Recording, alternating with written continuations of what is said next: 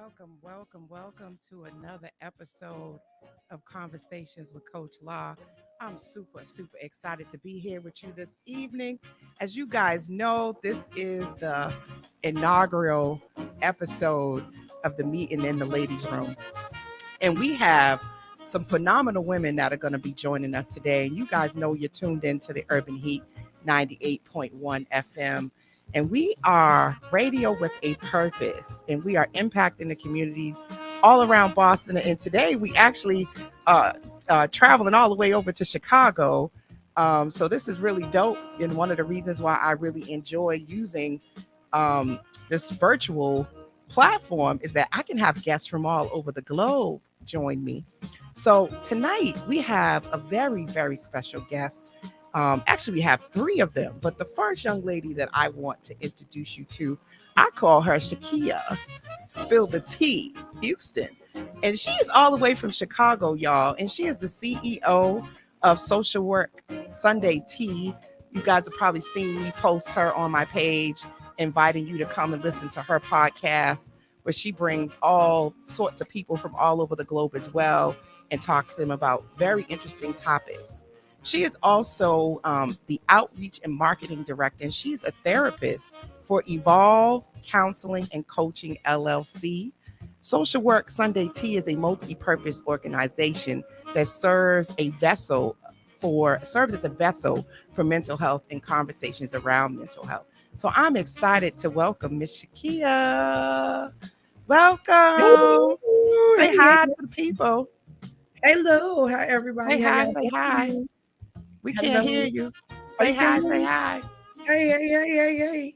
Uh-oh. Can't hear me. Okay. Uh-oh, you don't have any sound, Miss Shakea. Uh-oh. We Uh-oh. can't hear you. We can't hear you. You're going to have to log out and log back in Okay. Okay. Cool. All because right. we can't hear you. We can't hear you on the at all. So next up, we're going to bring up our next guest while we get Miss Shakea's sound working. We have our advocate in the building. She is a phenomenal sister. And she's been on the show before, actually. So I'm excited to bring her on. She's a mother of three, and she's super smart, y'all. She's a graduate, summa cum laude. And I just think that's awesome. She also has a background in education that spans over 20 years with various roles and responsibilities. But one of the things that really makes her an awesome guest for tonight's show is the activism and advocacy that she does for victims and survivors of domestic violence. So can we please welcome Miss Shaquera, the advocate Robinson, to the show? Hey y'all. Hello. I don't hear any of you guys with sound. What is going on? I can hear myself. Can you hear me? I can hear you. Hold on, y'all. What is going on? Because we had everybody sounding good a minute ago. I have no idea why everybody's sound is not working. I can hear Hold you. on. Hold on. We're going to have to do a take two. Let's try again. Go ahead. Can you hear me now? No, I cannot hear you guys. What is going on? I don't know. Uh-oh. I'm going to have to call in reinforcement, y'all. Hold on. We're going to rewind. Real time. I'm going to have to call for help. I don't know what just happened. Hold on. I'm going to have to call Mr. Neal and have him help us out.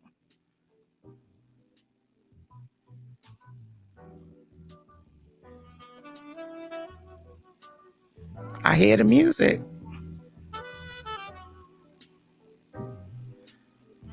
You guys can hear me? Everybody can hear me? Yes. Okay. I don't know. Hold on a second.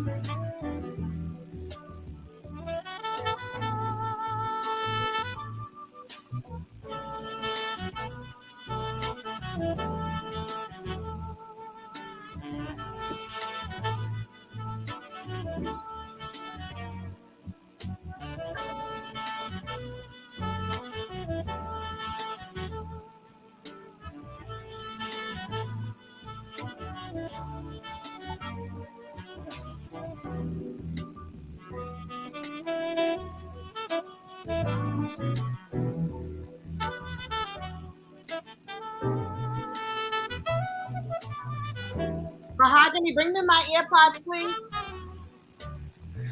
All right. Well, I'm being told that everybody can hear everybody else. I'm the only one that can't seem to hear everyone. So we're going to keep the show rolling, guys. So if you guys can hear me and the audience can hear me, I just can't hear y'all.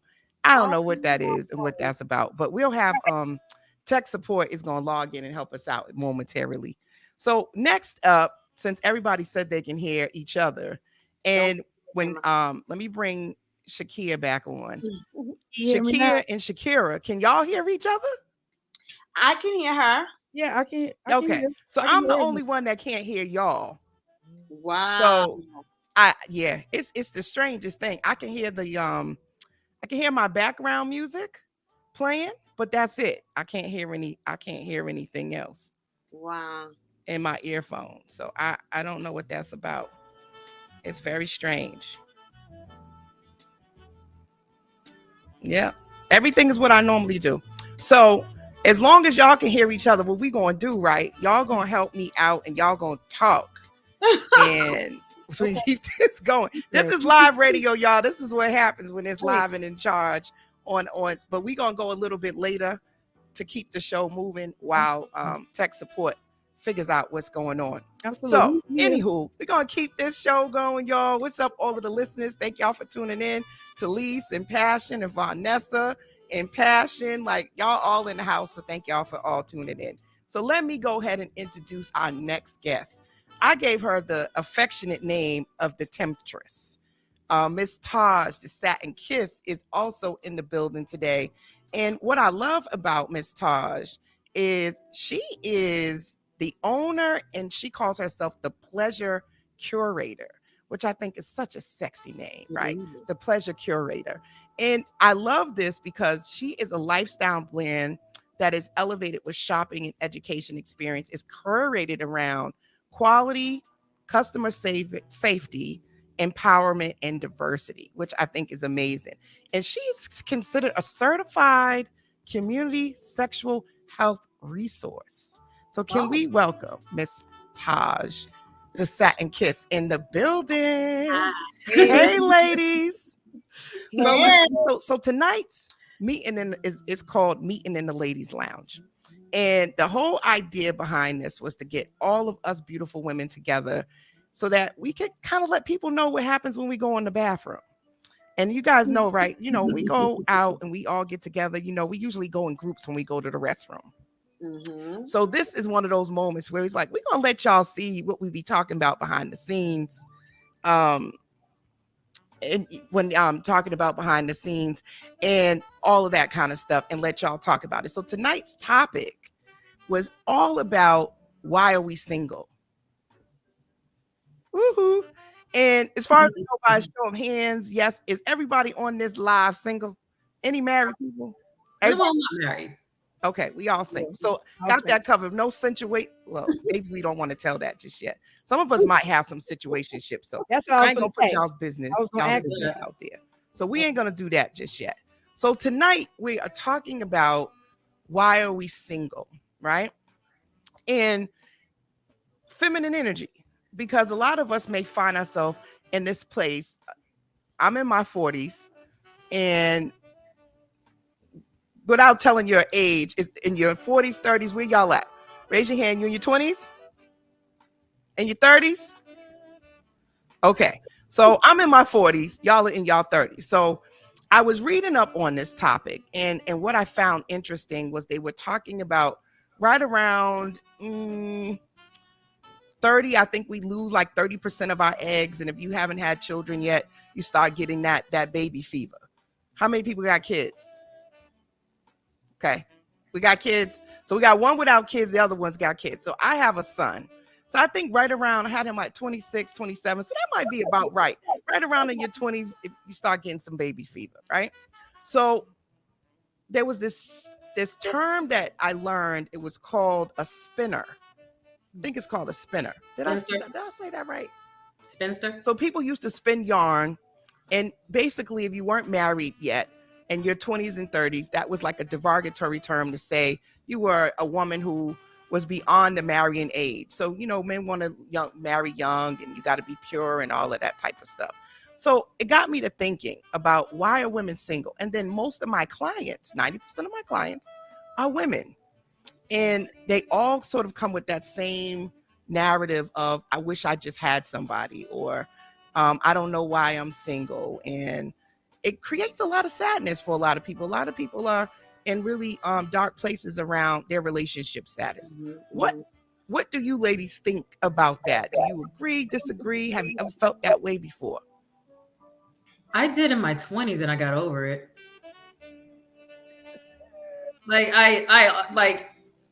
Okay, so I have a partner now, but I'm polyamorous, so I date regardless.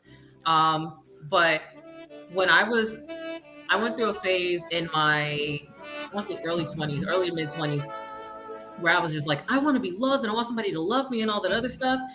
And then having been in a 5-year relationship where I ended up engaged and everything else, I was like, this is not it. I was like, I'm not going to say boring, but I went through enough things in it, a lot of really intense things.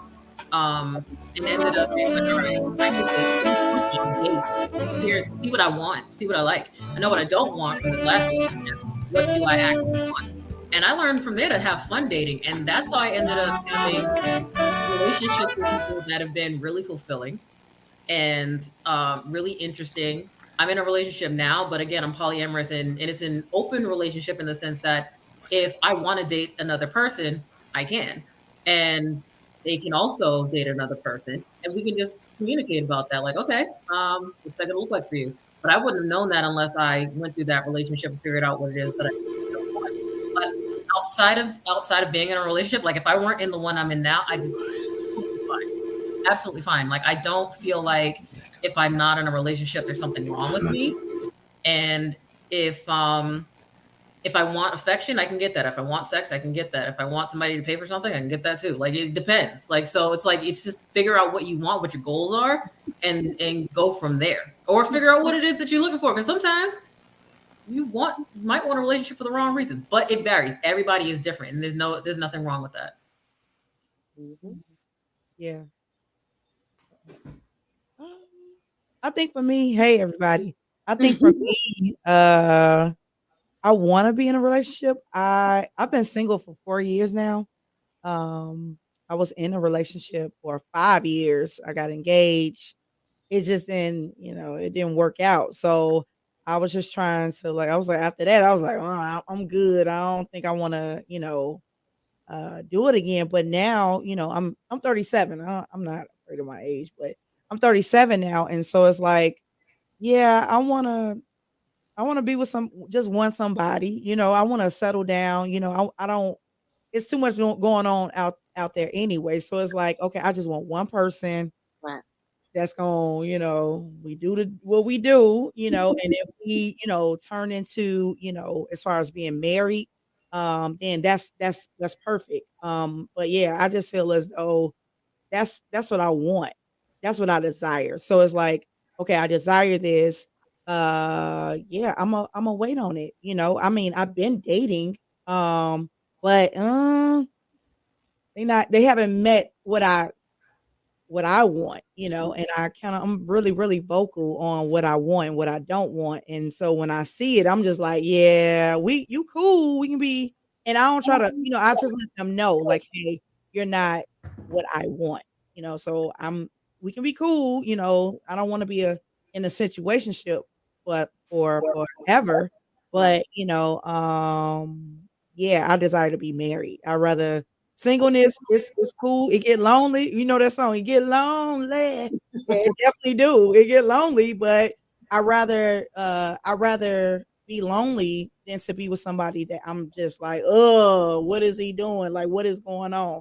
So I'd rather just do it that way. I just, be easy. All right, y'all go ahead, but it's rough. It's rough in the dating pool too. So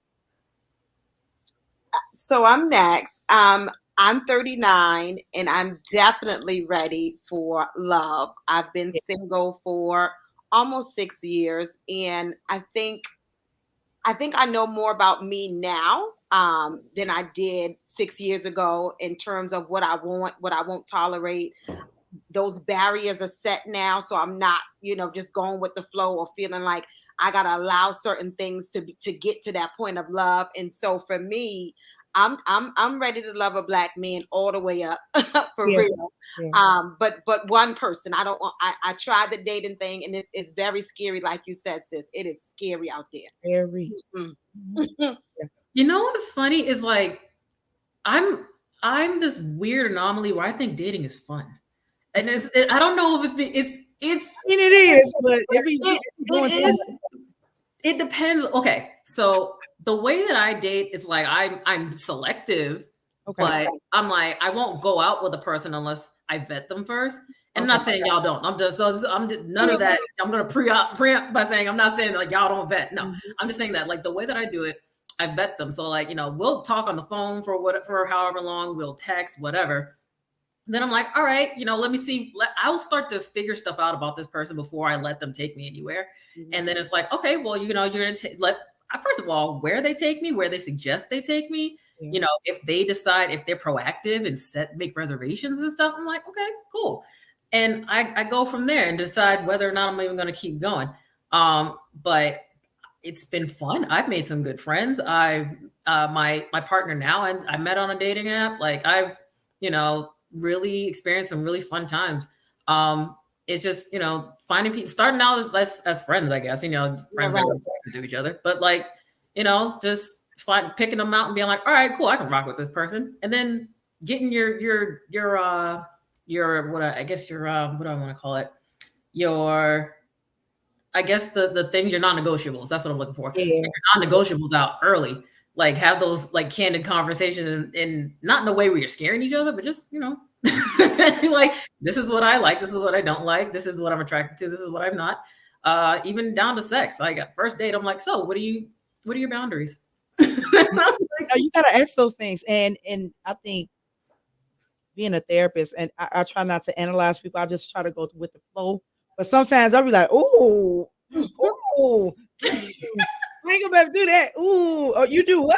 Oh, okay." And it's just like I try to like shut it down, but it's like it's some stuff. I'm just like, I don't like that because I know myself now. Like you were saying, like I know myself, and I know what I don't want, what I do want. I don't know if I like. I mean, and we can like be friends and stuff like that. But like if it goes to like try to go to another level, no, because I already see what I see. And I was just Mhm. like, if it's a duck, quack quack. So I'm just Right. no, no, no, no. But yeah, it's weird. It's weird out here because okay, so I just recently went on a date too. With this guy. He's from Ecuador. He's Okay. really sweet. You like listen, I go outside the box because you just never know, you know what I'm saying? So I went on a date and it was really, really nice. Like good conversation. Drinks was flowing. He wasn't pushy. It was straight. I really didn't, I was like, okay. The only thing was he was shorter than me. And I was like, oh, but it's not a deal breaker, but it's like, oh, I just want to if you was my height, then I'm only 5'6". So he had to be like 5'3". Okay. Oh, yeah. Boy, he was so sweet and so, yeah. But I mean, I had a good time, having conversation. I think that's more stimulating to me now is conversation. Like if you can hold a conversation, how you act in public, because I do more listening than I do talking. So Hmm. yeah, so I'm just trying to figure out like, okay, what you do? Okay. And not even about like what you do for a living. Like, okay, what do you do when you get mad? Right. And they'd be like, "Are you trying to diagnose me?" I was like, "No, I'm just asking questions. Like, I just want to know so I can, if that I can deal with that, if I want to deal with that. So yeah, but I that think for me, I don't even go outside to be in a space where I'm looking at someone as a potential person to date. Or I don't even get outside. well, come on outside. Where you at? Where you Listen, at? Where you get at? ready. Okay, get your criteria ready for spring and get outside. And even in the meantime, I'm telling you, people are like terrified of dating apps. I'm like, I hit the jackpot on dating apps. Are you kidding? Like, oh, it's so much fun. You just have to know how to like filter people out or whatever. It's fun. So you can date from inside. Like, matter of fact, dating apps bring the whole world to you. So the person, like the places you usually go, you might have somebody that's out in the world somewhere that would never go there. And oh, look at that. Based on my dating criteria, the person is right here. Now we can talk. Bam. So like, Now, okay, so they said that like with the dating apps, like if you get the paid one, it's on a different level, like as far as like people are for real serious, or the ones that are the free one, the free app where you ain't gotta pay. Like, you got the different art, yeah, is it a no. difference? No, I mean, there is some app, like, okay, I'll take Tinder for example. Okay. There are some benefits to Tinder that if you have the premium subscription, then you can do things like the Tinder passport where you can date people or you can search for people outside the country and all that other stuff. You can super like more people. It's all kinds of things. Okay. Bumble's it's like you can Bumble is the one where when you have premium, you can look through the I should get a sponsorship out of this, but you can look you can look through your queue of people to see who's actually liked you, and you can go and look at their profiles and be like, all right, no to this no to this one, yes, let me match to this one. And so like it depends on what kind of perks. I would just like look at them side by side to see what perks you want, and see if it's worth paying for it. But I've met tons of really dope people without using the premium. Okay. So it really, it doesn't matter. Okay. Yeah, I know that Facebook dating app too is kind of What? basic. Hey, I was on there. I was like swiping. Okay, okay. I just like okay. I have my criteria. Okay, everybody has kids. Some people don't have kids. I'll be like, all right, you got this. Okay, you got that going on. But if they get in the picture with their middle fingers out, I'll be like, no. Yeah, if they suited and booted, then I'd be like, okay, a little bit. I don't know, because that can be kind of camouflage too. You know what I'm saying? But yeah, I do the Facebook dating app. I do that. I did Tinder. I did plenty of fish. Yeah, I threw that back into the sea because I couldn't do that. I was like, no, this is too much. It was like more like a thirst trap. So yeah, Oh wow. yeah. It's weird because I've tried that app too, and it's like I've met some really cool people on there too. Okay. Where and the benefit of that app is you can search by more criteria than you can with other apps. They'll make you use the premium to do certain basic search requirements. That one, it's a little bit more extensive. You can put a few pictures up. It's longer. You can write more versus on Tinder where you can only put like a certain amount of characters. So you can get more in depth and find out more about a person. But sometimes the quality of people on there is not great. It really just depends. But you can find, like, honestly, you can find somebody on any of these apps. Okay, Cupid, Plenty of Fish, Tinder, Bumble, Hinge, all of them. Yeah. It also depends on your dating style too. And like, Right. I'd be like, so I go meet for coffee or something like that. And then after that, I'll be like, nah, it ain't gonna work. So like just one dude, he came and he was like, yeah, let's meet for coffee. So I met for coffee and hey, LA. Yes. yeah, Okay. yeah. What's next? I can hear y'all too now. Perfect. Kind of echoing and stuff, but I think we might be good. Okay. We're talking about our dating styles and experiences and stuff. I can hear that. It's just like a double echo, but at least I can hear y'all. I couldn't hear you at all at first. Yay. So it's live radio, everyone. You know how we do, you never know what's gonna happen on live radio. It's like being in a play. You just gotta kind of go with it. So Right. y'all ladies are so dope because y'all just I got some chatter boxes. So y'all was just going. I could see y'all lips moving. I didn't know what y'all was saying, but I knew the conversation was rolling. And Yes. and the people in the chat are just having a good old time too. So Yay. thank Yes. you to everyone who is here. You know, ain't nothing. This ain't nothing but the radio. The enemy of the radio. And That's it. people were super excited about this conversation, right? Okay. So, you had to have something, but that's all right because they ain't gonna see me sweat. I'm gonna just, what I'm saying, Come on. Thug it out. Thug it out. It's fine. Right, fly, right. think like a bee, and we just gonna keep it moving. So y'all was talking about dating apps. Mhm. Yes. No, I met this guy off the dating app. What was that? BLK. No, BLK. Black. Oh, I saw that Yeah. on Heard about Facebook. that. They keep trying to get me to sign up. I Yeah, signed it keeps popping up on my TikTok. Yeah. So I signed up for it. I was swiping, swipe, swipe, swipe. So I Mhm. met this one guy. So in Chicago, CTA, public transportation, he was a bus driver. So he Mhm. came and met me at Starbucks, and I was like, okay, Mhm. all right. So we talking, and he was just like, gave me this weird vibe. I was just, Oh, I'm so as y'all can see, I'm very bubbly, and I'm just like, right. And so he was just like, oh, okay, yeah. And so I ordered my drink, my coffee, and he was like, oh, are you paying for your own? I was just like, Date over. wait a uh, minute, wait a minute, wait a minute. Date over. Date over. That's it. Date over. First of all, let me shut up. I'm not gonna shut up. Okay, I'm gonna let y'all talk. But Okay, so wait a minute. He asked you out for coffee and then wanted you to pay for it. yes. Wow. I said, hey, That's a cheap date. What you bought, like a $6 latte? You bought a a $6 latte? macchiato or one of those macchiato things. I was like, okay, and I got the grande. I was like, all right, I'm gonna, drink up.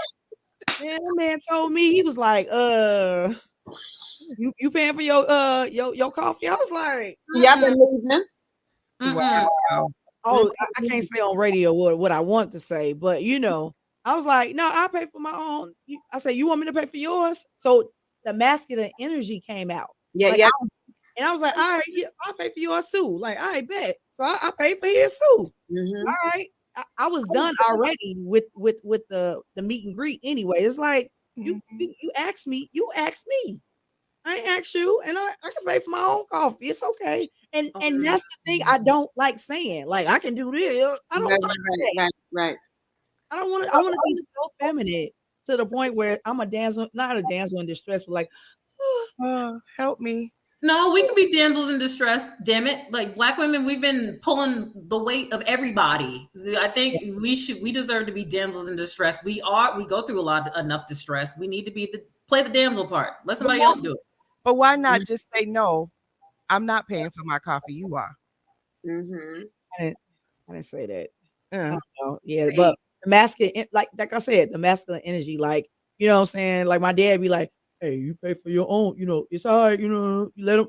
I was like, "All right." I heard my daddy voice. Like I was like, "Hey, bet I got it, whatever." But I don't want to operate in that facet. I don't want Right, to operate like that. right, And right. I don't know why I didn't say no. I think I was really, I think more so like It's taken shock. back. Yeah, like You want me to pay for the coffee? my face was like, well, Mm-mm. I think that's a good segue to this whole idea of this modern versus the traditional woman. And Mhm. I brought that up when we was talking in the chat. It's part of that men are now seeing us as these modern women that are independent and have their own money. And so this idea that they need to step in and pay for your coffee, they don't feel like they have to do that. You hear a lot of like, let's go Dutch, or I'm not officially dating you yet. So why do I have to do those type of things? So I sent you guys a clip to a podcast, Girl Talk, and she was bringing up, the idea that we're asking for a lot. Like we're no longer traditional women, but we still want men to be traditional providers and protecting all of this, and we out here doing the opposite of what they're looking for. What y'all think about that? Anybody else want to go first before I ramble? no, go ahead. You can Go go. ahead, sis. Go ahead. We got you. First of all, when they're talking about tradition, like women, in some instances, some women are making more than men, or it's the situation in the Black community. I'll say, if we narrow it down, where Black women are more educated at this point, and our careers are are showing such in the amount of money we're getting paid. However, we're still making less than men. Mhm. Whether we like it or not, that is what it is. So there's that aspect of things. Secondly, dating, we're humans are still animals. We still have mating rituals. My thing is, what do I need you for if you can't do the basic thing like provide? And you're showing like that. Can you imagine if peacocks were just like, I don't have to show you my feathers? And the peahens will be like, well, what?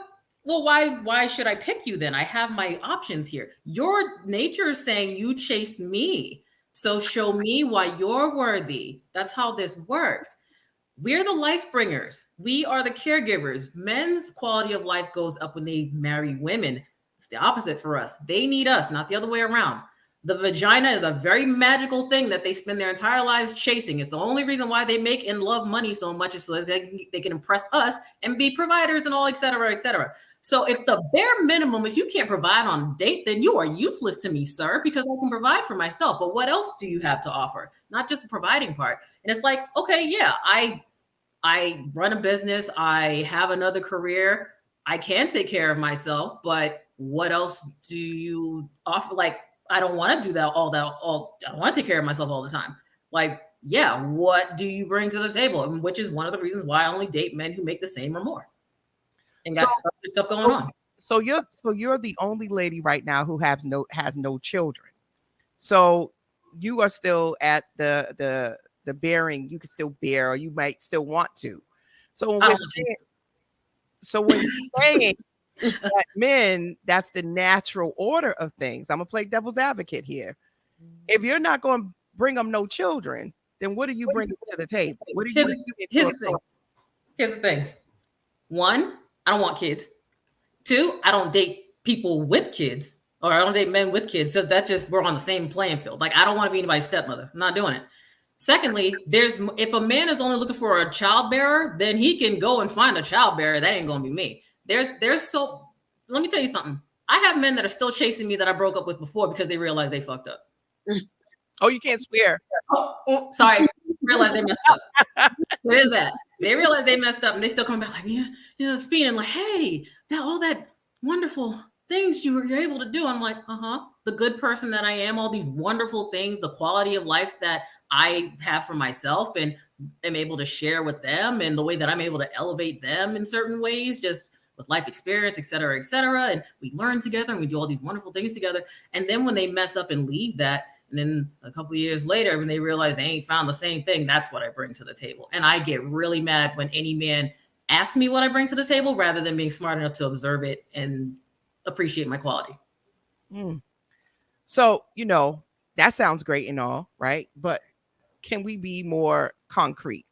So, can we be more concrete? What are we actually bringing to a relationship? Like, a lot of us think we're great people and we got all of these great assets and we make money and we could do fun things. But again, my male clients say, well, shoot, I could do all that stuff by myself too. Like, I need a woman who's going to come keep me organized, give me babies, take care of me, and make sure that when, I get whole, I got somebody that's going to be there to make sure that I'm well provided for, because I've been providing for her all this time. Yeah. Or are you going to just leave me once I can't provide for you, or I get sick, or something happens to me? This is what some of the men's concerns are. Somebody else jump in before I ramble, please. No, I think more so as far as with men, I think they want peace, and I understand that part. They want peace, right? Because they already got to fight the world out there. So it's like when they come home, they need a safe haven, like we do as well. So it's like, you got to provide a happy home, like a safe haven or a nest, for a man to dwell. And I think, like for example, my mom and this is my example of, my parents, they've been married for over 40 years. So that's my example, right? And it wasn't sunshines and rainbows, throughout the marriage, but I seen the structure, right? And he came home, dinner was made, but that was back then. But I want to do the same thing for whoever my part, yeah, Mhm. whoever, that the good Lord send me, so I want to do that. I want to create that safe haven because out there in the world, it's too chaotic and it's too rough. Yeah. So I think providing that peace and that that ability to allow them to speak freely and open, about their thoughts and feelings, be considering their thoughts and feelings. And maybe but I understand that part. So yeah, cooking the food and washing I do that. That don't bother me, but I don't want to do that for the wrong person. So yeah, so I think it's more so like peace when it comes down to men and really listening to them. Because when a man talks, we need to listen because they said what they said. They mean what they say. So I think that's the main ingredient to as far as providing that. So I think what we bring to the table as women has a lot to do with who we are and what we accept of ourselves, and if we're being honest with ourselves and how we show up in terms of what we're going to do, what we're not going to do. Because the reality of it is a lot of us want what you were just speaking of, Shakea, but at the same time, these societal constructs and these factors that interplay with how we show up in our feminine energy yeah, has created this hard exterior for a lot of us. And not alone just the traumas that we've experienced right. has made us to be where we are very cautious. We're fearful of being vulnerable. And Yeah, then once you get to learn yourself and learn again your barriers and your triggers and all those things, then you can start to rebuild that back up. But it takes time. And for so many women, I know for me, a lot of the women I'm meeting, they never had a sisterhood or seen that structure like you saw with your mother and father. A lot of us never seen that. And so we're emulating something from the TV, the music that we listen to, the books that we read, the relationships we see outside of the home. And so I'm ready to do what you said. I want to do the cooking, the food, and I want to be the peace and all that. But I've learned that you have to be mindful of who you're giving that to, because someone who's never had it will oh try to destroy you completely so that you can't do that for somebody else. And yeah, so we got to be mindful of that too. yeah, So it sounds like, consensus is we kind of got to slow down and be self-aware, but Yes. also read the room. Hmm.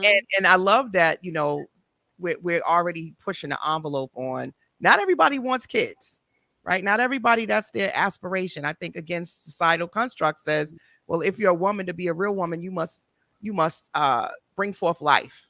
But I meet women all the time that the pressure of that is what is causing their depression, their sadness, or their anxiety, is yeah. that they really don't want that for themselves. Hmm. They're not looking for the same thing.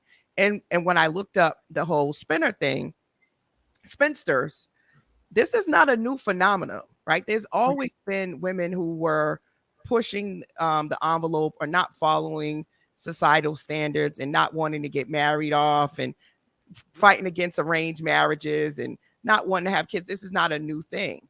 So is that what's playing into a lot of people being single?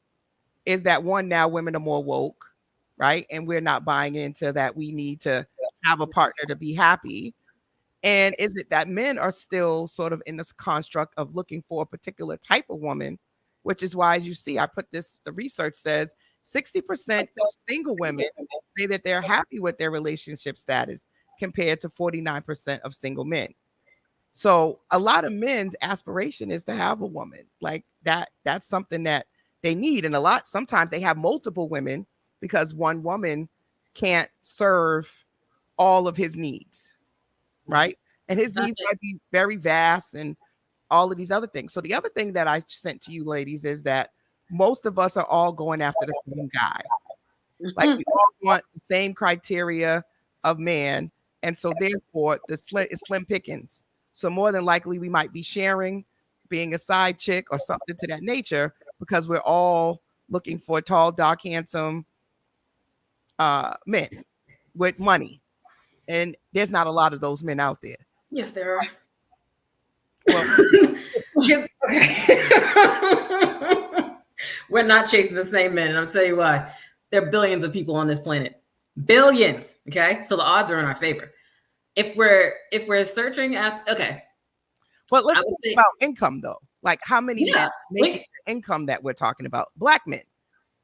But see, that's the thing. I don't limit myself to just black men. Okay, well then see, that's why I'm bringing this up. Yeah. That's the problem. And that's the problem. People, oh, I only want to date a black man. Why?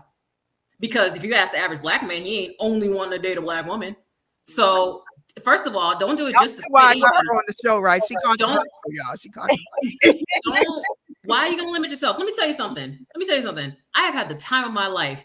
I done dated the whole rainbow at this point. I have dated Indian, Korean, white, Irish, Turkish, name it.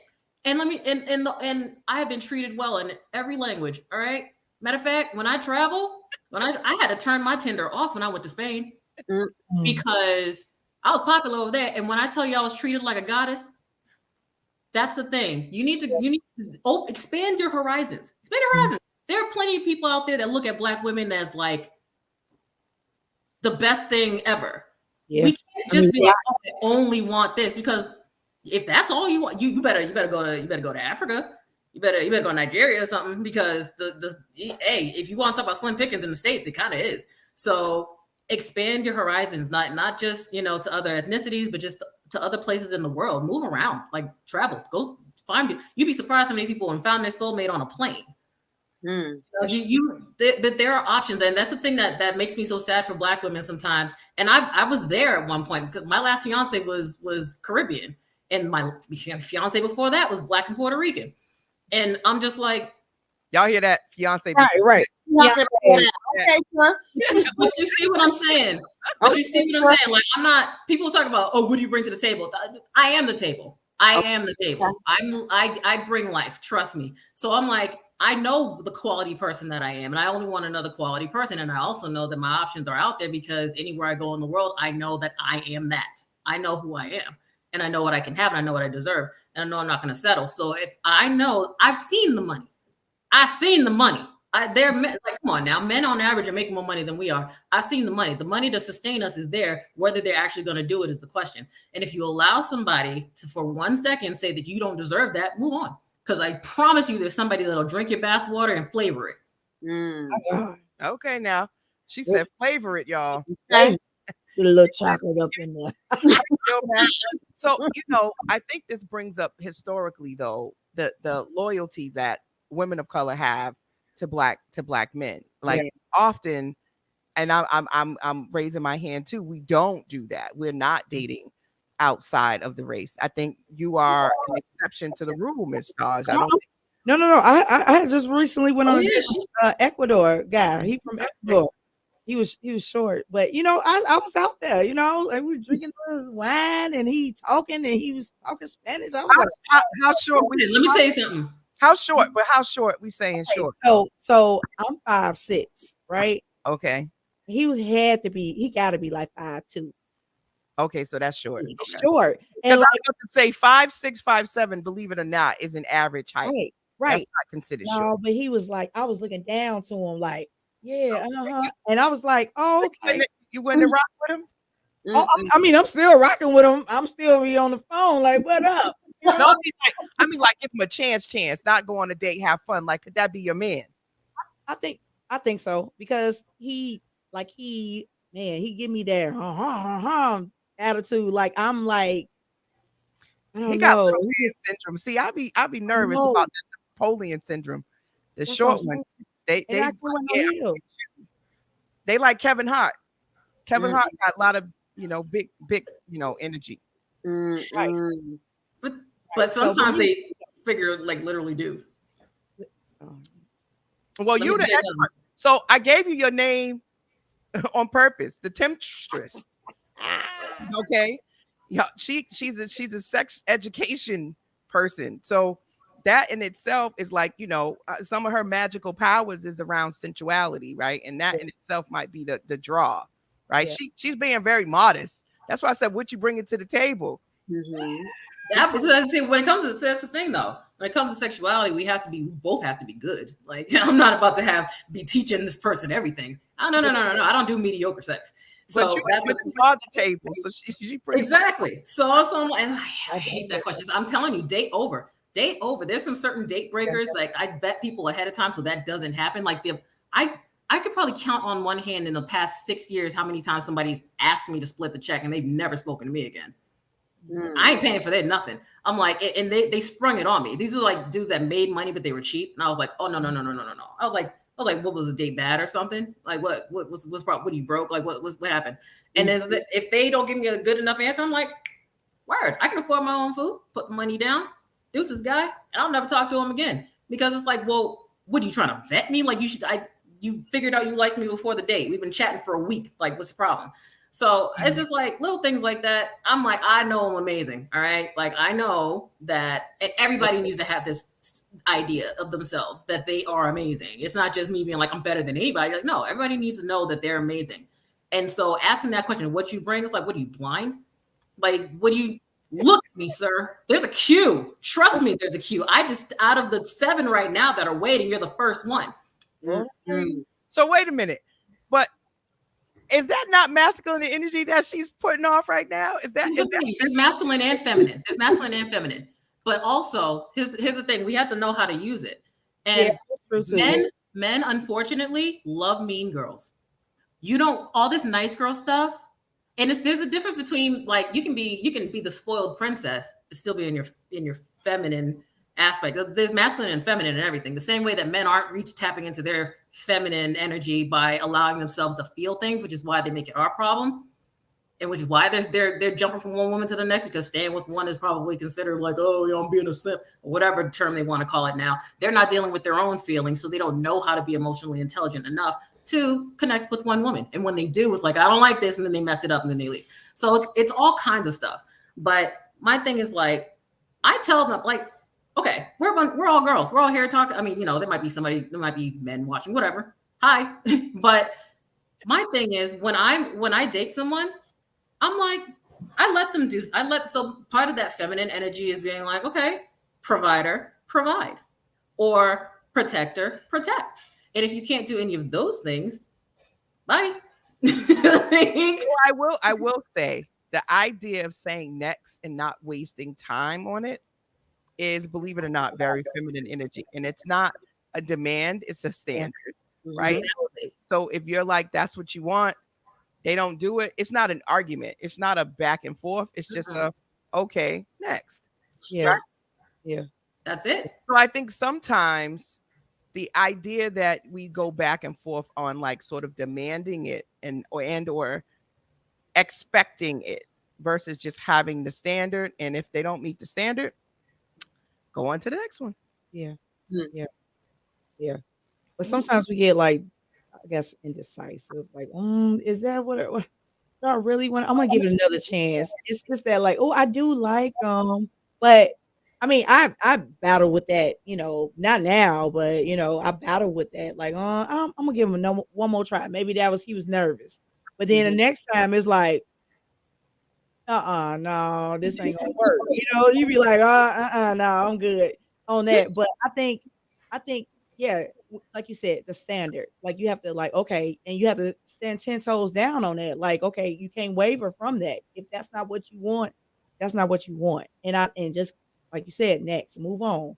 So I have another question for y'all. And this came up, the idea of love, right? And in general, is love this unconditional, as they talk about in 1 Corinthians, this like, be patient, it doesn't keep any inventory of your wrongs, or is it really this transactional sort of beneficial, what you do for me and what I do for you? Like if it's not being reciprocated, does love come out of that? Because it seems like a lot of our relationships are very transactional. I think love is very broad because for me, it could be something as simple as taking into consideration my past experiences with relationships and hearing me say, what I'm accepting of and what I'm not accepting of, and being cognizant of that and carry me in such a way. Or something as simple as knowing, let me just reach out and check on her and say, hey, see how she's doing. Let me reach out and see how her son's doing, or whatever, something along those lines.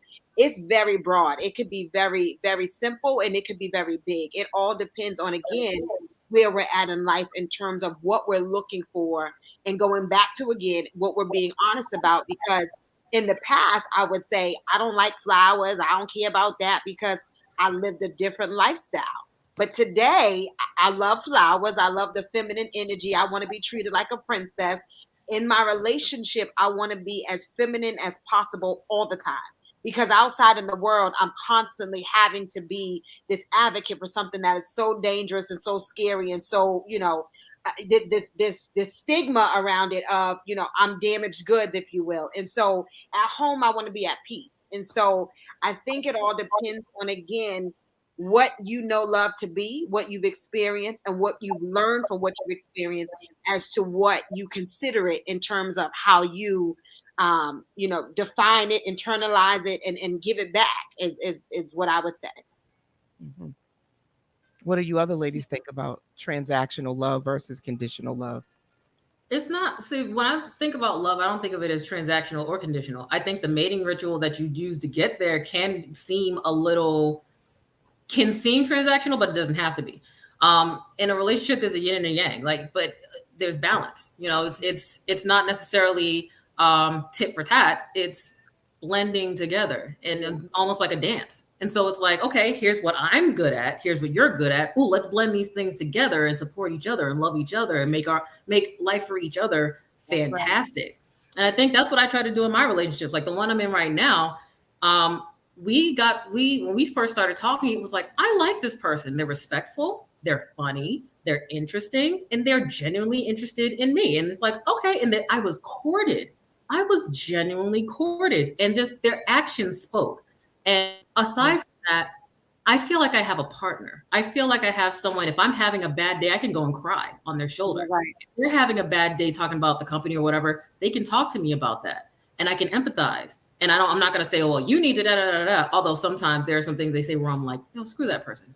You're like, I want to make me want to fight them, but I'm like, I wouldn't, go that far, but I'm just like, but at the very least being there for that person, being each other's soft place to land on a regular basis, figuring out each other's love languages and seeing where you fit and accommodating those things, growing together, having fun, little things like he and I, we do, like, although we travel and do all that fun stuff, we love just at the end of the day sitting on the couch watching TV. He squeezes my feet. I love when he does that. He squeezes my, and it's just like, oh, he likes it. Like, and if I ask, I just kind of like shyly put my foot on his lap, like, yeah. He's like, okay. And I'm like, yeah. So he knows I like things like that. So allowing me to feel cared about. And that's what I mean about being like protector and a provider. It's not just money, although that's a very important thing.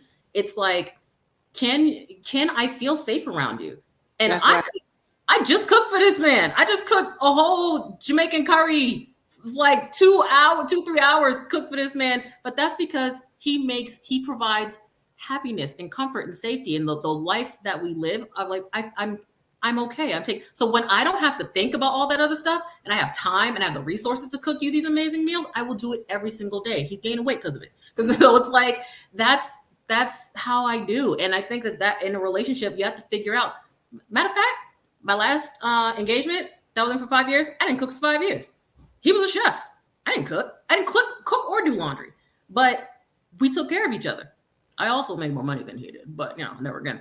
But but still, when things were great, they were great, and we took care of each other in different ways, and that that was nice. So it's like, you have to figure out what's important to you, and you have to vet people before you even get to the point of settling with them to be like, oh, we fit. If you do want to go Dutch on stuff in the house, you do want to split the bills, cool. If you want to be completely submissive and let the man lead, wonderful. Figure out what that is and let it rock.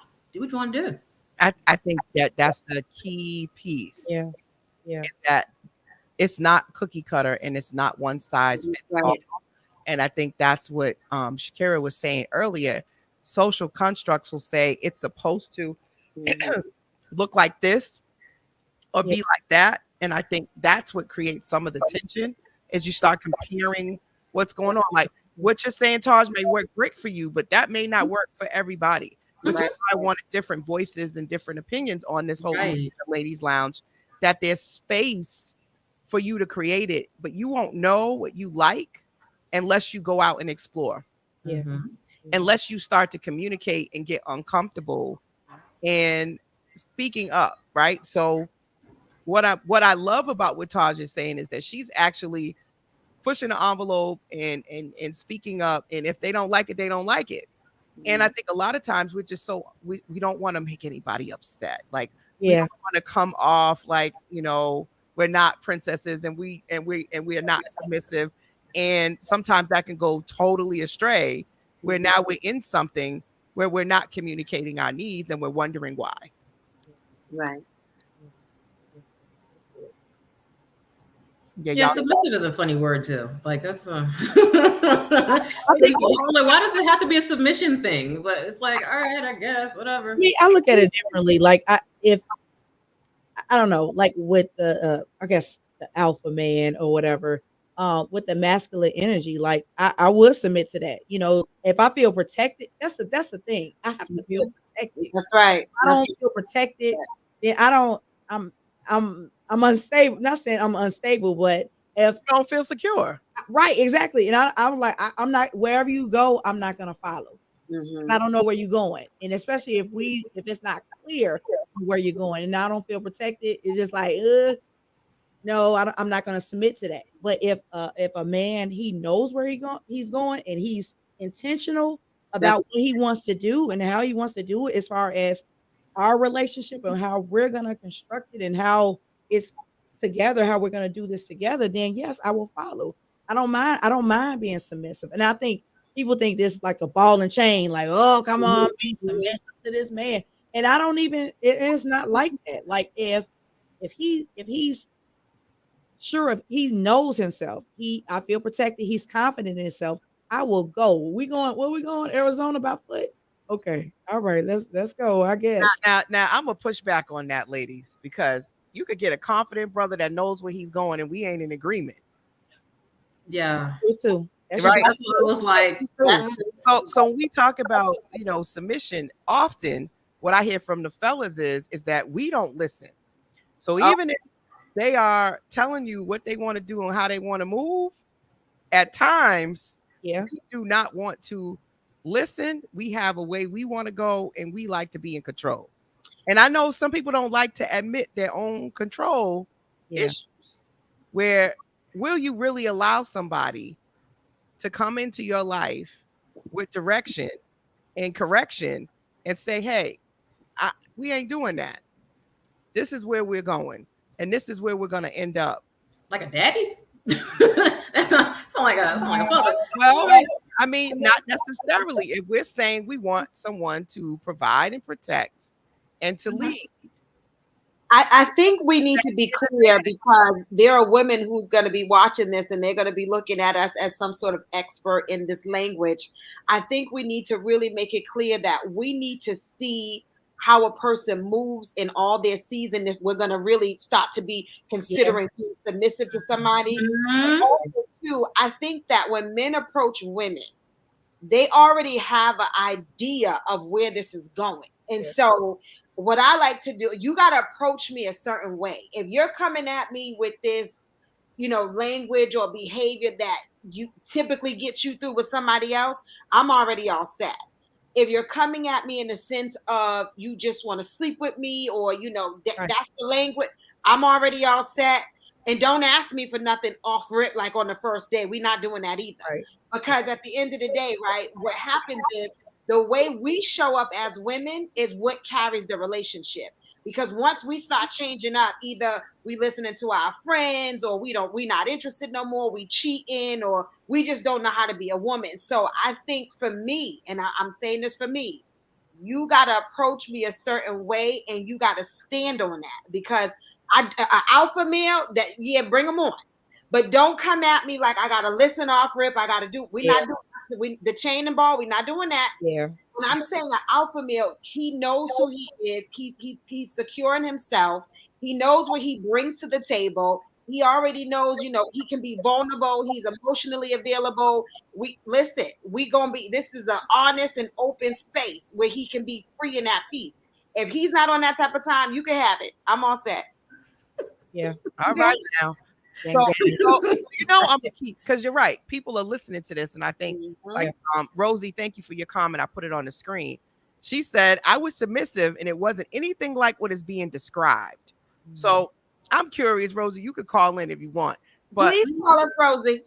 Yes. Right. because I think oftentimes when we talk about traditional versus modern, Mm-hmm. right? Yeah. If I think back to some of the relationships I seen growing up, she was not talking back. Maybe that stuff was happening behind the scenes, but it was, I need to go check in with my husband. It was very much he was leading. Even sometimes when he may not have been in the right or she might have been in disagreement. That movie Honk for Jesus, did y'all see that movie with Regina Hall? No, I ain't see it. No. Yeah, well, there's lots of messages to being submission, and her allowing her husband to lead, even when we all could see he was completely just out there, but that was her husband. Yeah. He was going to be by his side, and whatever was happening behind the scenes, we wouldn't see. But see, that's the thing, though. It's like people, they're like, oh, okay. I grew up seeing my grandparents, like they're still married and they're in like their 80s and they've been together since like their late teens, early 20s or whatever. But I'm like, all right, great. But are you happy? And I've seen both, I've seen them argue, I've seen them bicker. And I'm like, okay, yeah, that's normal. That's what people do. But I mean, it's kind of not though, because I feel like if I have to argue with somebody in a relationship, then something's wrong. Just my personal communication style. But anyway, sometimes arguing is not a bad thing. There's discussing things and having dissension, and then there's arguing. If I have to raise my voice at any point, okay. I know this is how I've worked things out for myself. If I have to raise my voice at any point, there's a problem. So I've had conversations with my partner now, and I'm like, oh, like this is what I feel like this. Let's talk about it. And we might not agree automatically, but then it's like, oh, okay, I see your point. And then there's that. It's done. There's harmony there. But I know what it's like to have to argue with somebody. And I'm like, if there's an argument, there's a problem. For me, I'll say that. But it's like, yeah, we'll see what we see growing up, but we don't see the behind the scenes stuff. And people will be like, oh, I want to have my parents, my grandparents had, or back in the day, women couldn't have bank accounts. Back in the day, women couldn't do a lot of stuff. Back in the day, women didn't talk back because they'd get hit and they didn't have any laws protecting them. So now we get hit today, and there's laws protecting us today, and we still have the same issue. But it was worse. But like, let's be real. Like right. there were laws that, like, for goodness sake, the idea of rule of thumb, that's where that came from. You could hit a woman with anything as long as it was no bigger or thicker than the thumb. So it's like we were property. So we were exactly. So now it's different. When you got married, and this is why I say this idea of traditional versus modern, we have to redefine it, because the idea of marriage in itself was now you were the ownership of your husband. That's why you took on his last name. And some coaches, they had to pay money to have you come on and be their partner and all of that. We got a caller, y'all. Hold on. Okay, caller. Hello, caller. You're live on the Urban Heat. Conversation with Coach La. Can you hear me? Rosie, you there? Uh-oh. Can't hear you. Rosie? Can you hear me? I just put you on speaker. Now I'm trying to get you to the phone. Can you hear me now? Rosie? All right, we're going to try that one more time. Rosie, call back. Right.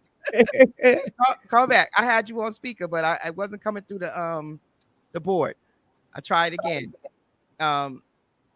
So the idea of this traditional woman and how we move, it was really a different time. Right. As far as we were ownership. And that's why you people paid. So you paid money, you paid a dowry, and you now were the ownership of this gentleman. which I think is where originally the whole idea of domestic violence and ownership, and you're going to do as I say and not talk back. You didn't have rights because I owned you. You were property. Yeah. And that's not the case now. Women are working. We have careers. We have say so. We got birth control. Back then, we didn't have birth control. We couldn't control when we were going to have and produce children. So so much has changed. And I push back respectfully and say, with all of these different changes, we also are not really expecting men to change. Men are supposed to stay exact. I see look at Taja's face. They are supposed to stay exactly the same. And I have a son. So I have a black son that I am raising. And what am I raising him to do? To have a woman that he has to bow down, cater to, provide, protect, and do all of this stuff. What's she going to do for my son? Right. Right. So like once you have a child and you have a son and you understand the pressures that are being placed on him as a man, that has made me think about things slightly differently because I do have a son. Absolutely. Okay. So I don't have any kids by choice. I have a nephew that out of his mouth said I'm his third parent. So it's like, all right, it is what it is. That's my baby. I'm technically am like a third parent. Like I help raise him. I help rear him. And a lot of what I pour into him is very intentional. So what I would teach or will teach my nephew is that relationships are give and take. Here's how you are. Here's how you are a gentleman to a woman. And here's the type of qualities in a woman that you want to look for that are balanced and fair to both people. I'm not worried about it because I'm like, okay, yes, I will teach him that you should be opening doors, you should be walking on the outside, all that other stuff. Things that are like chivalrous and you're courting a person and making them feel nice and all that other stuff. But I will also teach him that he needs to have his own feelings in check, that he has to work on himself the same way that women work on themselves emotionally. He has to be in touch with those things too. He has to know how to listen. He has to know when to speak and what to say. She has to do the same thing. So it's reciprocation. When it comes to like those interpersonal things, both people have to be able to do those things and find balance with each other. So it's not a matter of, going to the total opposite side and women switching places with the toxic version of men. No, that's not what it is at all. Men do have to change. They have to be better versions of themselves because let's be honest, the traditional man is trash sometimes.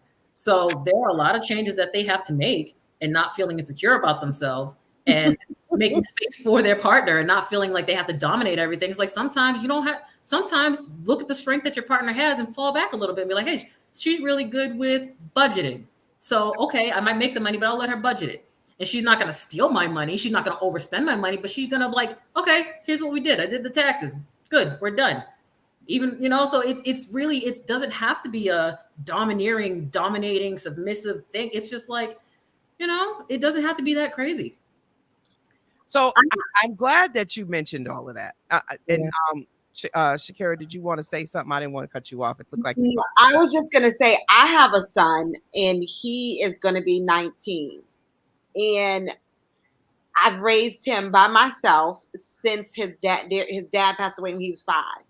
And I know for a fact I'm doing an amazing job with who he is and rearing him, to be this amazing man for some woman someday. But at the same time, I'm very real and honest with him about the world we live in. And not just the world we live in, but the neighborhood we live in, the types of women that he will meet for his first introductions to relationships. And the reality of it is he may very well be the cook. He may very well be the one that keeps the house clean. He's very shy, but there's a lot of things that he might be the first of in a relationship because of the reality of the world that we live in.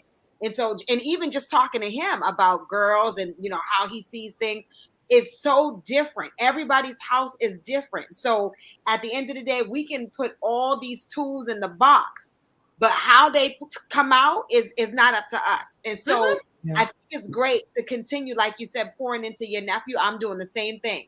But I get worrisome sometimes when I think about he's such a good dude now at 19. What like you said, what are you bringing to my child, please? Because listen.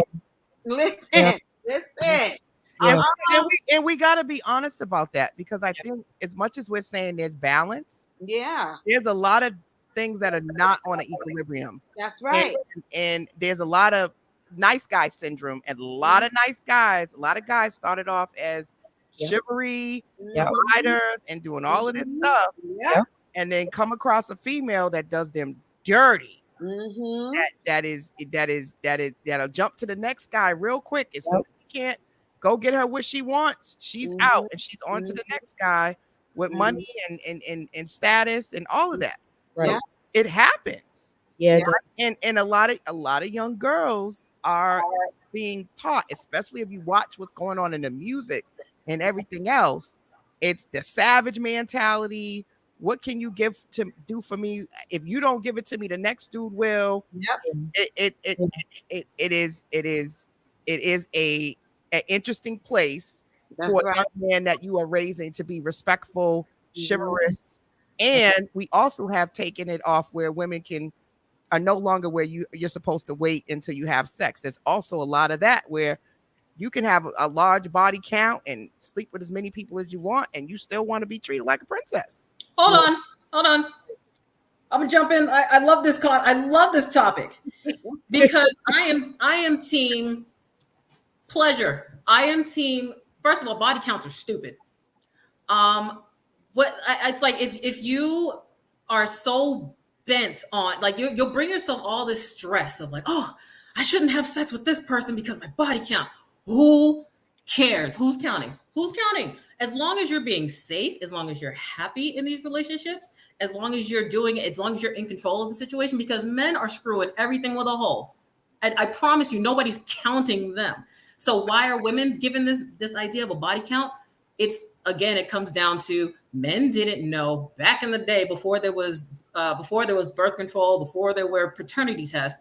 If a woman got pregnant, they didn't know whose it was. So Jane, let me make sure that you're pure, meaning no other man has been in you. That means, that's my heir. That's who I'm passing my money down. That's who I'm passing. Very true. That's very true. So it's like so then they use that as a way to shame us. We are the only women. Our clitoris is meant for pleasure. That's the only thing. Men don't have a thing that's meant just for pleasure. We have a clitoris that is meant specifically just for pleasure. Why are we not using it? And the fact that people are like, oh, body count. Oh, wow, really? Like, what does that mean? What does that mean if somebody has a higher body count? Because the vagina doesn't lose elasticity, so that's not the problem. It doesn't mean that you're going to automatically catch an STI because let's say if you're being safe. What does that mean about the quality of the person? What it means nothing. Because if we're looking at body count, if we're looking at body count, like I said, the average guy, they're like high five. They go to college and boy, they run through the whole campus. But nobody's questioning their body count. Why is it not a problem? And I'm gonna say it's because of social constructs. Yeah. Here's where I push back respectfully and say we use it to our advantage on one side. Yeah. Is biology says you're supposed to chase me, you're supposed to provide for me, you're supposed to protect me. But we're not being traditional in the sense that men also are not supposed to be going after the woman who has slept with everybody. Right. The woman who's purely, again, we're talking traditional. Okay, so tradition as far as social. We're talking traditional biology and the things that are social constructs, because you also are using those in your argument here. There's social and there's biological. So biological. The reason why, so here's one. The reason why the man's penis is shaped the way that it is with the head, with like that little mushroom top, the corona, is so that if another man has had sex with that woman, it can scrape the semen out. So they're literally designed for women to already have multiple partners. So that's not an excuse. Biologically, we are supposed to have more than one partner. Socially, we've been told not to do such. So there's the thing. Again, these are the things that I'm talking about. It's not a matter. And I think also, I go back to biology. If you go to the whole animalistic thing, right? If we want to go animalistic, right? Everybody can mate however they want. Yeah. They're not necessarily staying and protecting you. They're going out doing their thing, and they might have a bunch of different other animals that they've mated with. Which is why you have to protect yourself. That's the boundary and the standard that you set. Using biology and animalistic tendencies, men will push back and say, I'm naturally not supposed to just be with one woman. Then they don't have to. See, that's the thing. Like, okay, again, Not, if not you we don't have to do nothing, but I'm just right, looking up biology. Right, right, right. so okay, and which is why I'm polyamorous, and I have no problem with dating somebody else who's also polyamorous. My thing is, we set up boundaries and say, okay, you can Y'all date, see all this coming out now. you can date, you can date whoever you want. You don't have to rub it in my face. But if I ask about stuff, yeah, we're honest and we talk like right, like okay, like I said, I've been with my partner for 2 years. I've dated other people during that time. I protect myself and all my partners emotionally and sexually. So I don't want anybody getting hurt any kind of way. And all my partners know I might be having sex with another person. Now, I don't want to get sick. I don't want them to get sick. So with that being said, I make sure I protect myself as much as possible. And I make sure that I'm with a person who I've vetted them ahead of time. So I know that that's also a value that they hold. And there are things you can tell when it's like, if they're serious about that or not. But regardless, as long as I'm protecting myself, whatever they do with the next person is what they do with the next person. But I will also make sure that I get tested quarterly, and I make sure that they get tested quarterly. So this is why this is a juicy meeting in the ladies' room, right? Because we got a lot of different social constructs even in this conversation. Yeah. So when we think about the idea, getting back to the topic, why are people single? The more we've talked, you see all these different complexities that have come into this dialogue. And I think part of it is not so much that anything's wrong with anybody. It's just that we have so many options and choices on how to construct relationships now. And it's no longer just traditional. That's right. Yeah. You cannot just say, okay, well, I'm just going to be monogamous and be with you. We've now realized we all got different needs. And this idea that someone's going to complete you is also a social construct that's really not true. You need to complete yourself. Yeah. Be happy with yourself. And the more you try to find one person that's going to come in and be that missing piece and make everything better and lead you and guide you and provide and protect for you, I think you set yourself up. Yeah, for failure. Pretty much, yeah. So if you're single, there might be more reasons than it's just something wrong with you, which we didn't talk about this, but do you guys know what your attachment styles are? Have you explored that? Do you know how you actually interact with the opposite sex or the same sex or multiple sexes in this case? Multiple sex. I mean, women are fun, but I don't date women. But but No, this meeting in the ladies' room is lit. right. you better the right one. I've glanced over it. I don't remember exactly what it was, but I will say that the type of relationship that I have, like, I get it. I'm fully capable and usually I have the ability to attach to people in a very healthy way. But at the same time, if I have to cut a person off, I will turn on a part of my head where they don't exist and they're dead to me. And I can do it really quickly because I've done it with family members. So I have this thing where I don't need to be in a relationship, but I crave attention and love and affection and a bunch of other things.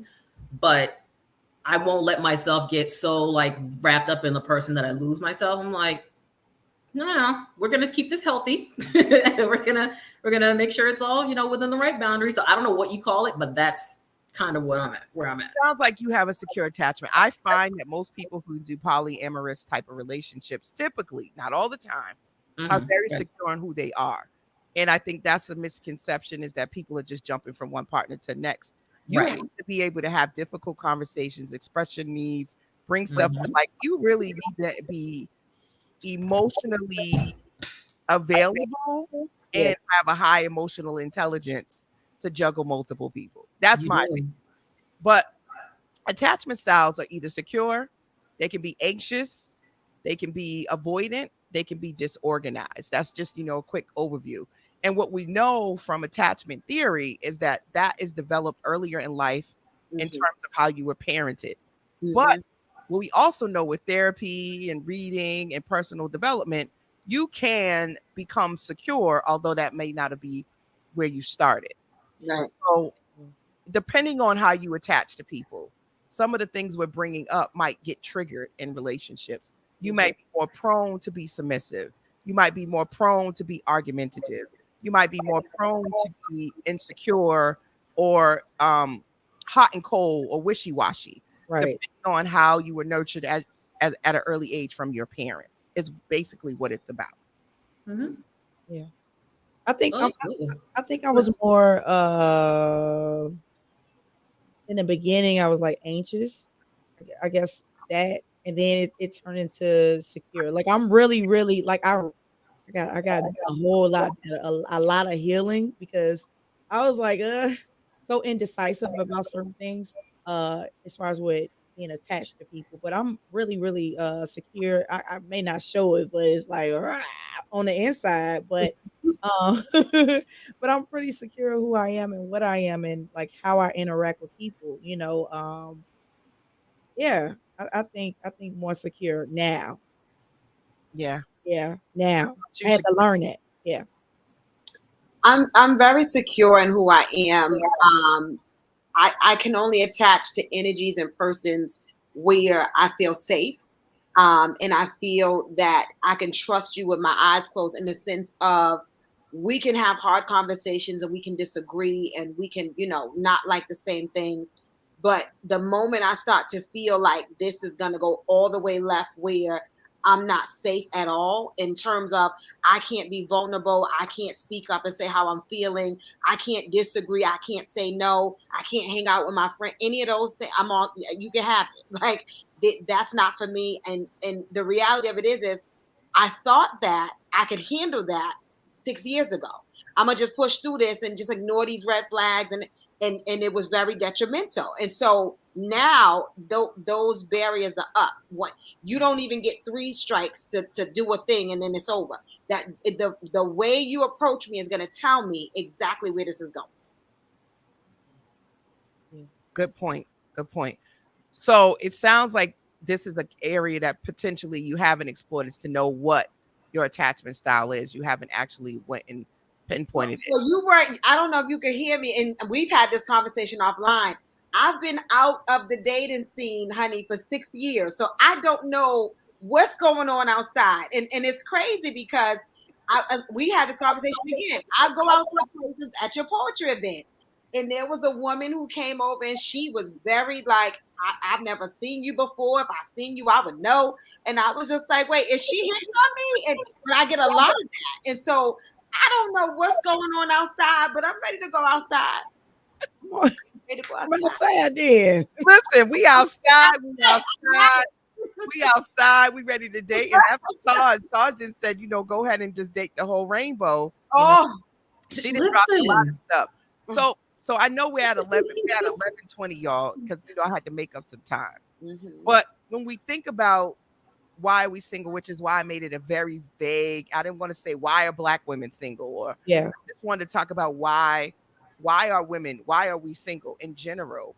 I think we pointed out a lot of different things. So we had to give some people some thoughts or pointers. What do you think the takeaways from tonight's conversation? And we'll go around a red robin and give your pointers and what you want people to take away from tonight's conversation. What's a red robin? It's like we go one at a time. like you go, then I go, like you go. Okay. Oh, okay. Yeah, Well, who we start with? It didn't matter. Like, I mean, I think the takeaway is as far as, just knowing yourself. And I guess, um, being secure in yourself, and know your limits, your limitation. Well, not limitations, but knowing your limits and setting that standard, that bar, and kind of like we said, standing on it 10 toes down and not wavering from it. And also, it's okay to be in your feminine energy. Like, there's nothing wrong with that. Like, it feels good because, you be like, oh, okay then. Especially, being masculine out there. But, when you in that feminine energy, it feels good. I feel all gooey and like, oh, It's very free flowing. yeah, yeah, Trying to control anything. It's right. you're experiencing and you're receiving. I think Yeah, that's the best way to put feminine energy is you're yeah. experiencing and you're receiving, and you're not controlling it. Mm, You're letting it be, but you're also communicating what you want and what you yes, need and how you feel. And that's scary if you're trying to control stuff. Yeah. Because when you're trying to control stuff, you're like, oh, if I say that, is this gonna happen? I better say that, and then that'll happen. But when you're just free, Yeah. it's just like, hey, this is how I'm feeling. You either feeling it or you're not. This is what I'm They thinking. adapt to that though. They adapt to that feminine energy. Like, oh, okay. And it's kind of like you can, wherever you flowing, they're gonna flow right with you, you know? And I seen that happen. I was like, oh, okay, then well, I'm gonna have to do this. Yeah, you go ahead, girl. Bat them eyes. And look, I do that and I talk with my eyes. I ain't even know that, especially I got these lashes on. I'll be like, oh, Okay. yeah. Mm. All that. And I didn't know I had that in me. Until he allowed me to be that way. And I was like, oh, okay, all right. I'm talking about a flower, delicate, and light. Yeah. You can have everything. You can have it all, baby. I love it. I love it. Okay. All right. Up next. Whoever wants to take the mic. I'll let you go, Shakina.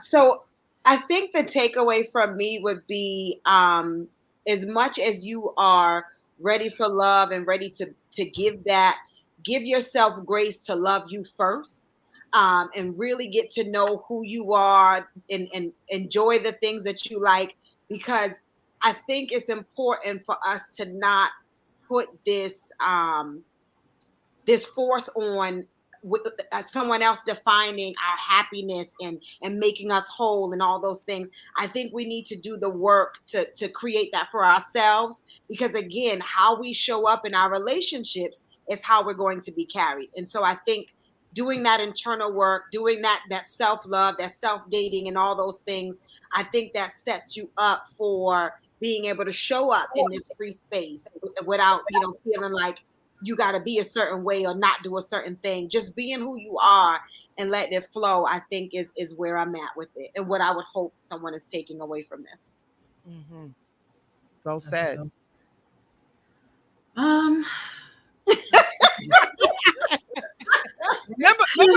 Remember the topic, gal, is why are you single, right? So we're trying to help people as to why they might be in this space, because there's a lot of women out there that are hurting and they're feeling like something is wrong or something is missing in them because they're single. Yeah. Okay. Yeah.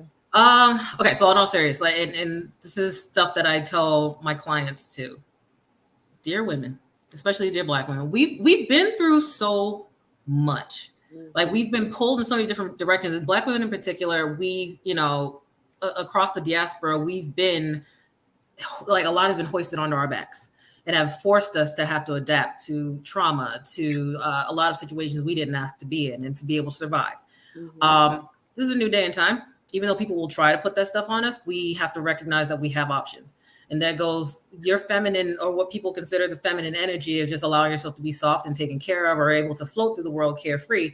We need to do that in relationships and outside of the relationships. We need to learn, we have to teach ourselves what that feels like. So whatever it is that looks like for us, we need to do that. For example, if you like, I love flowers. I buy myself flowers. Me too. I love them. And it's so when a person knows that I like flowers and they go out of their way to get ones that are nice and quality and meaningful and nice colors, then it's like, oh, they listen and they care. So it's like they're also matching what I, like, or who I am. And that's meaningful. That's important. But again, we don't have to be strong all the time. There's a strength in being feminine. We are naturally strong creatures, and there's nothing wrong with us. So we don't have to be completely just limp and whatever. But allow yourself to be, like we talked about earlier, the damsel in distress, and see how far it gets you. Like when people allow yourself to ask for help. I had to learn that. I had to learn to ask for help, from friends, from partners, from whomever, because I had to do things on my own for so long. I stopped asking my parents for money since I was as a teenager. Like that's how that went. So I had to figure things out. And a lot of us have, we have sexual trauma. We have trauma with, relationships, and it causes us to tense up, and that's understandable. And like, Shakina was saying earlier, the world is changing. Like there's so many different ways of dating and styles of dating, but find out what it is that you want. You genuinely not what your family wants for you, not what your friends want for you. What do you want? Write it down, journal that stuff out. It's so powerful. Journal it out.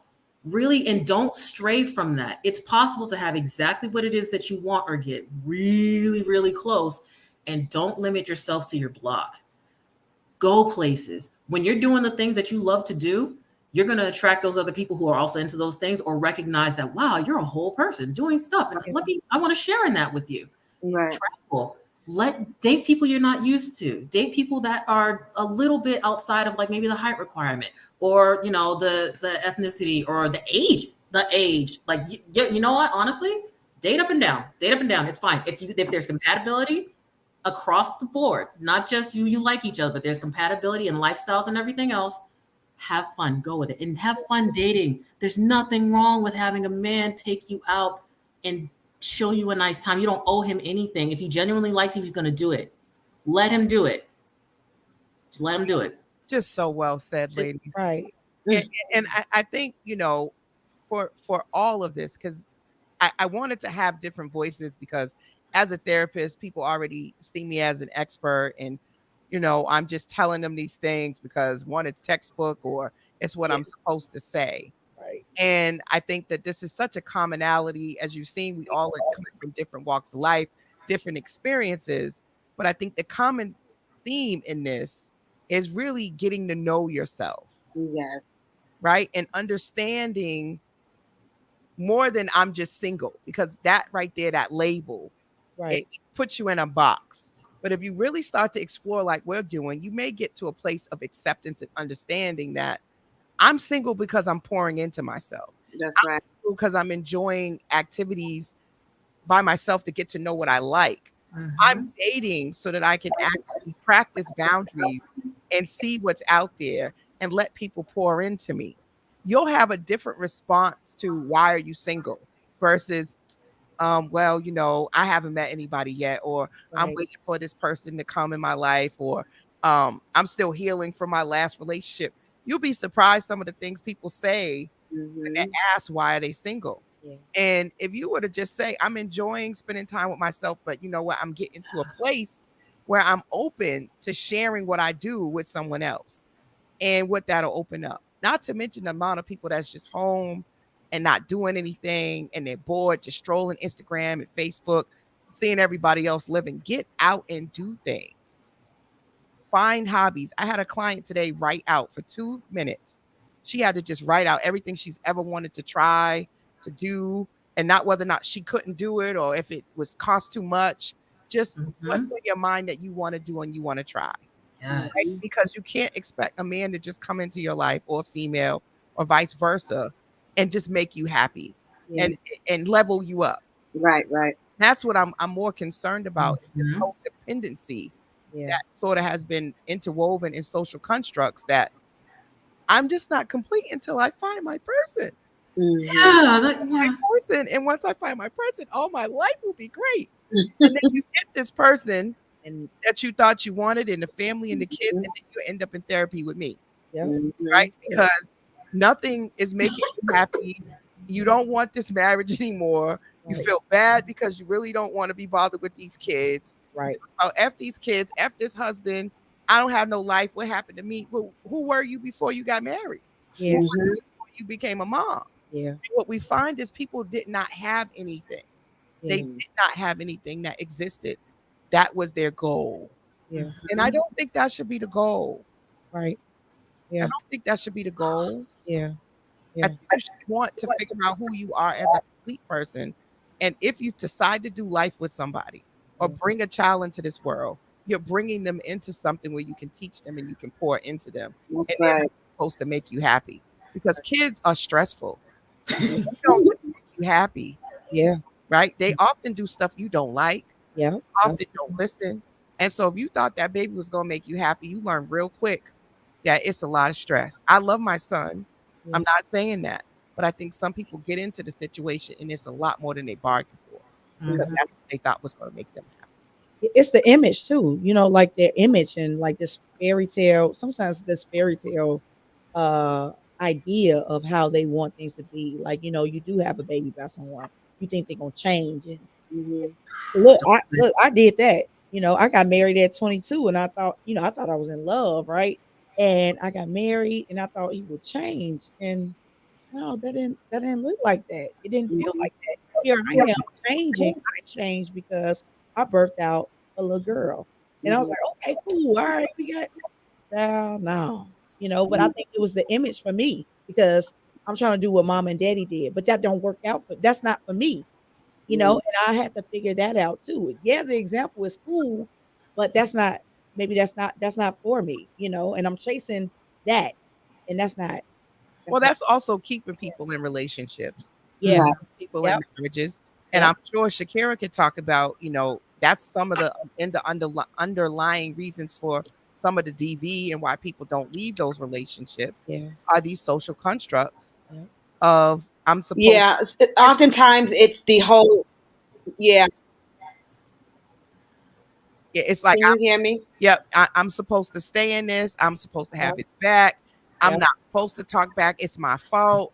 If I Yep. wouldn't have said it Mhm. like this, he wouldn't have hit me. Like it's a lot of these social constructs feed the toxicity, Yeah. feeds the insecurities. It feeds a lot of even men Yeah. staying with women who are toxic for them because they're Mhm. supposed to provide. They're Yeah. supposed to be, they're obligated to take care of this person, and the person is awful for them. Yep.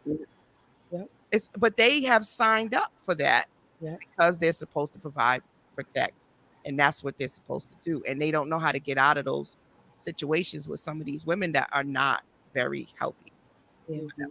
Yeah. which is Yeah. my fear for my son, right? Yeah. You get Which this woman and she becomes a nightmare. Yeah. Well, Yeah. yeah, and I think that aside from just like the protect and provide part, like we talked a lot about that, but I've seen DV situations where the male is the victim, and it has nothing to do with being able to provide. They are lacking critical self esteem and self worth. There's a lot there, and they really don't think they can get better, Yeah. that they can be with anything better because they've had opportunities to be with someone who is better, and they'll just totally shrug that off, and it's like, nope, this right here, it's however whatever they experienced growing up or however they've been conditioned. Sometimes that's just how it comes out. Every single person is different, as you all know, so it's like it happens. But again, it's how we do the work as individuals. Like as we said earlier, we can pour into them all that we want, but what they do with that information is up to them. As adults, it's not our job anymore. It's not. We shouldn't even. We can worry, but that's our hands are off now because they're grown ups. Like our parents might worry about us, but what are they gonna do? So it's they have to make those choices for themselves, make sure that they're healthy when they're doing it. And I would hope that they care, that they know that we care enough about them if they want to come back and ask for advice. But that's the best they can do, is just be their best self, like we've been advising. Be your best self and go out into the world and find somebody else that's also their best self. And if you are not, because there's this growth in recognizing where you need support, Mhm. or if you're noticing that you're seeing patterns and different things in relationships. This Mhm. is why I don't think going to therapy means that people are crazy. Often people are some of the most productive, Yeah. Mhm. successful people who did not get certain things that they needed along the way, Mhm. or find that there's certain patterns that have continuously happened, Yeah. and they are looking for expertise and advice that is not connected to the situation, that's non-biased, that won't make them think that they're being judged. Right. And that's what brings them to therapy too. It's the sort of, hey, I'm seeing a pattern in myself, Yeah. Mhm. or I found this great person that I'm want to be with, and they are pointing these things out, and it's not their responsibility to be my therapist. So I need to work on it and work it I, out. I think it's important too to stress the fact that in Black and Brown communities, a majority of us do not have fair access to a therapist. We do not have fair access to women that are like-minded like ourselves to be able to share this sort of insight and be that voice or that support for somebody else. And so it's important to stress that we got to get out there and ask for information and help. We really got to find that somebody, that place that we can trust to be able to be vulnerable and ask for some type of support, because the reality of it is we're so many of us are navigating life without any sort of idea of how to do this thing because there is no handbook, right? And then there's a lot of people who have this strong, idea of some sort of relationship that they saw somewhere that they think that's the way to go. And so their mindset is straight on, I'm going to have that. And if I got to go through all these battles to get it, that's what I'm going to do. And so that's the reality. I do love the fact that we brought up that men are oftentimes the victims also of domestic violence, because there's this notion that women are the only victims, and that is not true. But at the same time, I'm going to go back to first introductions to relationships, and so that spills out. It manifests different for all of us in terms of how women show up, in terms of how men show up, and then what we know to be what we accept, right, or what we think we deserve. That goes back to what we saw as children. And so we have to be mindful, for those of us who have children and those of us who work closely with or have relationships with nieces and nephews that are like our children, what we're teaching them, even in the things that we don't say. Because the reality of it is they're going to do what we do, and they're going to listen to some of what we say. And so at the end of the day, it's important for us to stress those conversations, or just being in a person where they can have a safe space to go to should they decide to talk. Because my son will say certain things to folks and family members that he may tell me little bits of here and there, or he don't tell me at all. And so it's important for children who are learning healthy relationships to have a safe space to go to be vulnerable, to ask questions, and to not know everything, and be okay with that. So I think it's important that we continue. Everybody's stressed that. I think that is great for those that are watching. Absolutely. You ladies have just, like, I think we didn't bless people in so many different ways. And I think just naturally, biology, women will tend to do these type of dialogues and support one another and be vulnerable and challenge each other. As you can see, we all got difference of opinion, but I learned a lot from each and every one of you. And even as a therapist, that doesn't mean that I can't learn from other people's lived experiences. The main thing that I always want to stress to people is that you have to make your own way. That's right. You are the expert in your life and in your needs.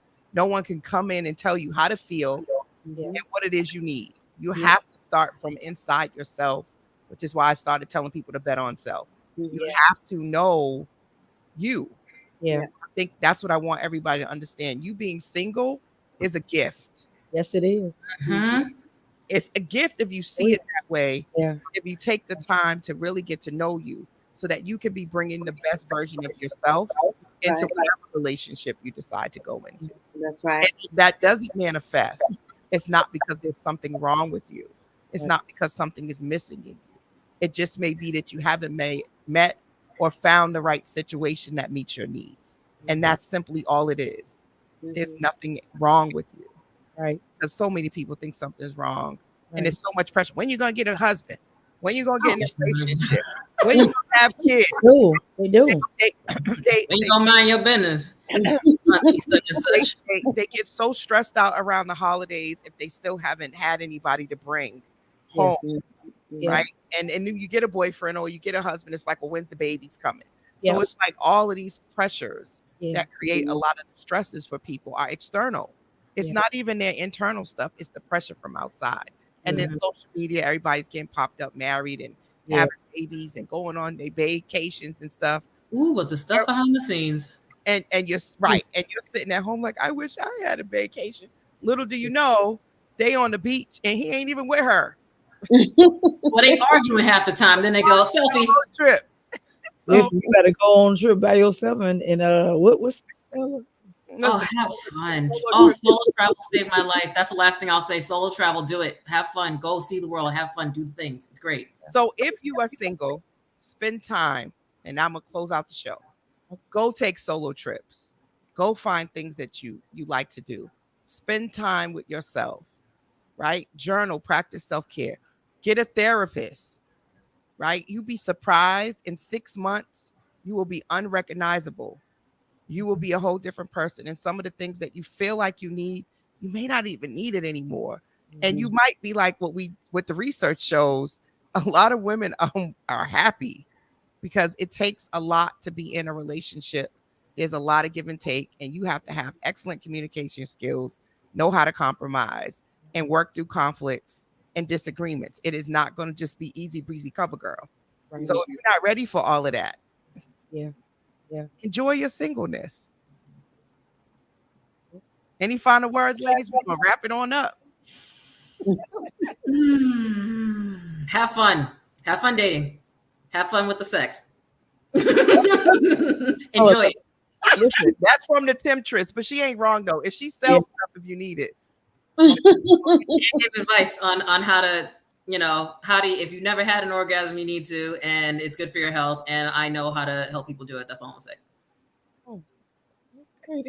hey, listen, it's the meeting in the ladies' room. Y'all have behind the scenes every fourth Sunday. I will have women on, and we will let you behind the scenes and what we think and what we feel, and it'll be new guests.